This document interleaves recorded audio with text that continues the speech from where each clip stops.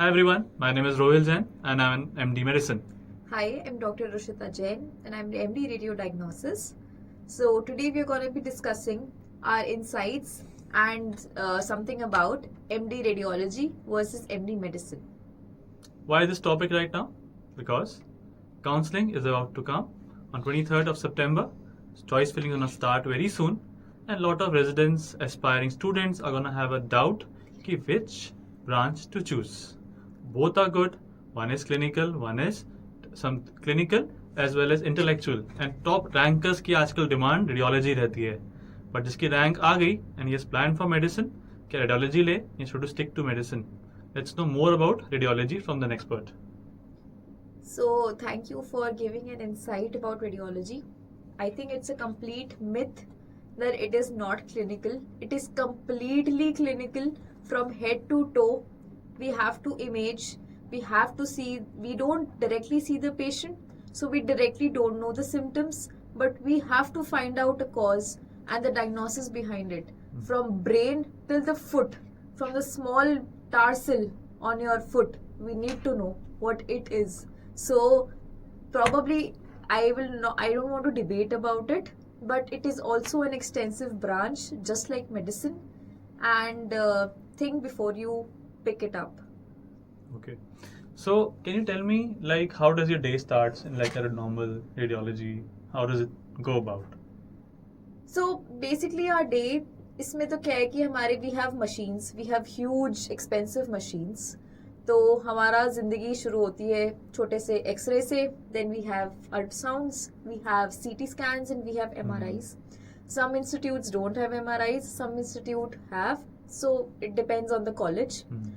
अब ये है कि डायरेक्टली पेशेंट इंटरेक्शन हमारा सिर्फ अल्ट्रासाउंड में मोस्टली होता है. बाकी में we have to come up with the diagnosis with the help of the imaging that we do. So we are not the doctors of the patients, we are actually the doctors of the doctors, because all the doctors of every department come to us with a small clinical history, and then we help them to diagnose what is the correct management to be done further. So sometimes when you go to a radiologist या बड़े patient परेशान करते होंगे, doctor साहब मुझे बीमारी क्या है, डॉक्टर साहब मुझे बीमारी क्या है, तो आप कैसे मैनेज करते हो? हाँ, बहुत ही कॉमनली हो गया है. आधे लोग तो यही आते बोलने कि मेरी तो पथरी है, पेट में दर्द हो रहा है, कुछ तो होगा, कैंसर तो नहीं है, आप एक बार अल्ट्रासाउंड पे देख लो. बहुत बड़ी चीज़, प्रेगनेंसी स्कैन्स आते हैं, लोग हमसे पूछते हैं कि क्या है इसमें, क्या नहीं है. तो इस पॉइंट में हमारा काफ़ी पेशेंट इंटरेक्शन होता है, but then we are also dealing with that, and of course we have completed MBBS and internship, so we know how to handle patients a little, so that works. तो मतलब basically AC में enjoy, images से बातें, and often sometimes ultrasound के through patient से भी interaction हो ही जाता है. या एंड इंटरवेंशन का क्या रोल है? इंटरवेंशन, सी मैं पूरा इन शॉर्ट बताती हूँ. Radiology is very chill in a way that you don't have to run errands for the branch, मतलब you don't have to run errands for the work, and it is not a life and death situation in most of the cases. And intervention is one thing which has come up, which is now comes in under some surgical part of radiology, जहाँ पे जैसे कि pleural effusion है, एब्सेसेस आ गए patient को तो हम उसको ड्रेन कर देते हैं, FNACs आ गई तो हम USG गाइडेड करते हैं, बायोप्सीज करते हैं CT guided for further diagnosis. देखो, I believe that you rightly said कि intervention has now taken a major role and diagnosis के लिए तो बहुत हेल्प हो गई है. पहले क्या होता था, हम कई बार blindly हम अप्रोच करते थे, कई बार lymph node biopsies के लिए, फ्यूजन्स के लिए, and risk of injuries बढ़ जाता था. But I think with intervention these things have become minimal, patient compliance have improved, and obviously we know where to tap at the exact site with the ultrasound guidance. And also I feel that not just for diagnosis but for therapeutic intervention ये बड़ा एक important need है. And currently if we are looking like post MDs तो demand बहुत है. We are still lacking intervention radiologists, we are still lacking good radiology reporting, not just in central but also in periphery, which obviously can be very rewarding. So Yes, in general like सबका बड़ा question है ma'am salary कितनी है, तो as a Salary- resident क्या आप expect कर सकते हो, एंड जैसे जैसे आप मार्केट में आते हो तो स्टार्टिंग सैलरीज आपने कितनी देखी हैं? See, हर कॉलेज का stipend is variable in all parts of the country, either private or government. So that is very variable. So don't उस पे बिल्कुल ध्यान नहीं देना है. उस मतलब बेसिकली आपको ये देखना है कि कितनी इमेजिंग मोडालिटीज है. The more the merrier, the more learning curve. और आपको पूरी अच्छे से ट्रेनिंग लेनी है सो दैट आप एक बार मार्केट में स्टेप आउट करो, you know what to do. You are very confident with your diagnosis, with your knowledge, and you can. फिर तो there is no limit to the salary that we can get just immediately after MD. Ma'am एक बड़ा question है कि radiology residency में काम कम होता है?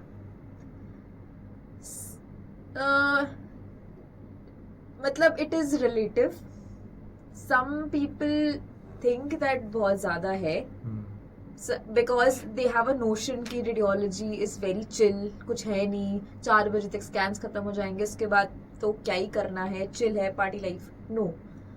सो we do have a lot of emergencies in radiology as well.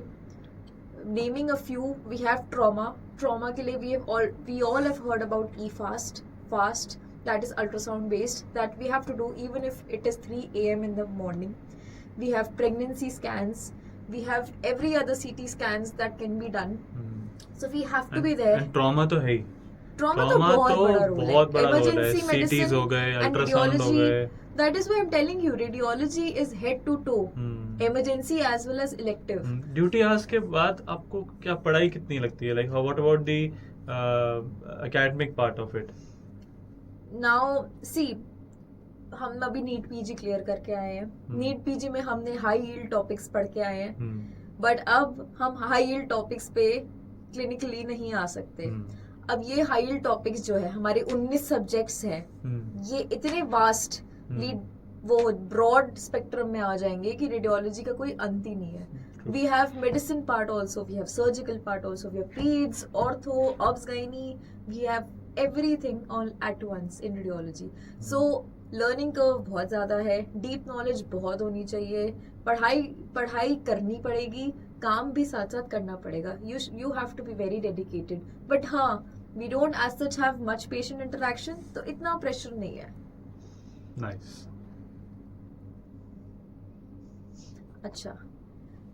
So I would like to talk about MD medicine. आपका क्या insight है if you want to take MD medicine in after your NEET PG? I would say from my personal experience, because also I've always been influenced by one of the series we used to see, House MD, and as we are becoming doctors, तो बड़ा देख के लगता है यार diagnostic medicine में था. And as a student, I was good in all subjects. I was good with surgical aspect as well, gynae, surgery, ENT मैंने खूब participate किया, and मेरे faculty was always excited कि यार तू surgery लेगा, या तू ये subject लेगा. But somehow in my mind, I had that curiosity कि यार ये diagnosis क्या है, ये know-how कैसी है, what is gonna be the outcome of this patient, what is the diagnosis of this patient, ये patient को, young patient को stroke हुआ तो क्यों हुआ, hypercoagulable disorder, autoimmune disease, what was it? तो ऊपर से मैं बहुत बातूं नहीं हूँ, मुझे पेशेंट से बात करना बहुत पसंद है. एंड आई बिलीव कि देखो lot of people we see in videos and ये कि मार पिटाई हो रही है, everything can happen. In my at least 12 या 13 years of my career, as well as I have seen my father who is also an MD medicine, and in his 30-35 years of his career he never had a fight, right, and never had any argument. and मुझे ये लगा कि what makes things different. तो लोग डर के लेते हैं यार ये बहुत क्लिनिकल फील्ड है, यहाँ लड़ाई वड़ाई बहुत है, चिल बहुत सही है. अगर आप पैशनेट हो इस ब्रांच के लिए तो you should go for MD medicine, क्योंकि the lives you are saving, the blessings you are getting, and it is a very respectable profession. And मैं बोलता हूँ MD मेडिसिन आजकल सब लोग स्पेशलाइजेशन के ऊपर भाग रहे हैं, वो आपके पास अपॉर्चुनिटी तो ऑलवेज रहती है. You can specialise yourself in a specific branch and go even further ahead when there is no limits. But MD medicine itself can do almost everything, and you should, is not just a general physician, he's a diagnostician, he's a person जो आपको सही जगह guide कर सकता है, एक referencing दे सकता है, and even we alone cannot determine everything. We need specialities, subspecialties, we need radiologists, we need surgeons who can help us to make the treatment more effective for any patient who's out there. So I think this is about my take on medicine. Anything else? It's like जैसे हम बचपन में जब भी हम सोचते थे, हम सपना देखते थे कि हम डॉक्टर बनेंगे, तो हमारे माइंड में हमेशा एक इमेज आती थी कि हम एमडी मेडिसिन बनेंगे, हमारे यहाँ पे स्टेथ लगा हुआ है, हम मरीज देख रहे हैं, काफी फुलफिलिंग है ये, काफी एड्रेनलिन रश भी होता है, थोड़ा स्ट्रेसफुल भी है, बट इंजॉयबल है because it feels like a mystery to solve every day.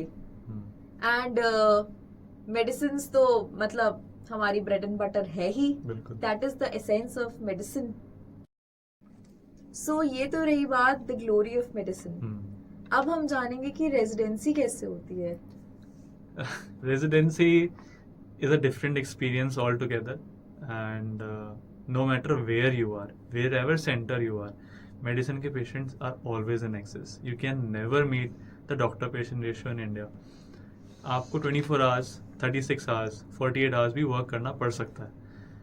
एक चीज़ क्या होती है कि इफ़ यू आर पैशनेट यार, आपका पेशेंट पे फोकस करो. आप जो मेहनत कर रहे हो, पेशेंट उससे बेटर हो रहा है, what all do you need. Some patients are sick, they come to you very late, आप नहीं सेव कर सकते. फर्स्ट ईयर में आपको हेल्पलेस फील होगा. ये बात याद रखनी है कि आपने उस मोमेंट अपने आप को लो ना फील करा के अगर 10 मरीजों में से 2 की भी जान बचा ली, तो you have saved at least 20-30% people more. अगर आप उस टाइम अपना लो मूड करके वहाँ से गायब हो जाओ, परेशान हो जाओ, कई लोग कई बार ड्यूटी छोड़ के भागना पड़ता है because a lot of stress they are handling through, and उस 1 सेकेंड के पल में आपने वो पेशेंट मिस कर दिया.